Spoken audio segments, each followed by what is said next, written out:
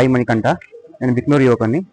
ఇది గతంలో 2021లో దీని కొత్త ఫార్మా కంపెనీ గురించి అనుమతులు వచ్చినట్టు తెలిసింది. అయితే దీంట్లో ఇప్పటివరకు మాకు ఏ సమాచారం లేదు. నిన్న సాక్షి పేపర్లో వచ్చిన వార్త ఆధారంగానే ఇప్పుడు మాకు తెలిసింది ఈ విషయం అనేది. ఈ కంపెనీకి ఇంతకుముందు కూడా ఇలాంటి ప్రొడక్ట్ చేయడానికి ఇంతకుముందు ఎలాంటి కంపెనీలు లేవు. హరిద్వార్లో ఏదో చిన్న కంపెనీ ఉందంట.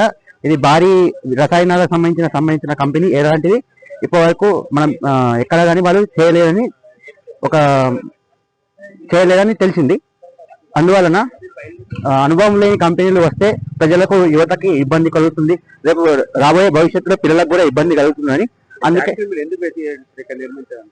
దీనివల్ల వాయు కాలుష్యము, జల కాలుష్యము, అలాగే తాగే నీరు రేపటి పిల్లలకు కూడా శ్వాస సంబంధించిన రోగాలు ఇవన్నీ వస్తాయని దాని వల్లనే మేము వ్యతిరేకిస్తామని చెప్తున్నాం. దీనిపైన ఎలాంటి సమాచారం మాకు లేదు. ఓన్లీ 2021లో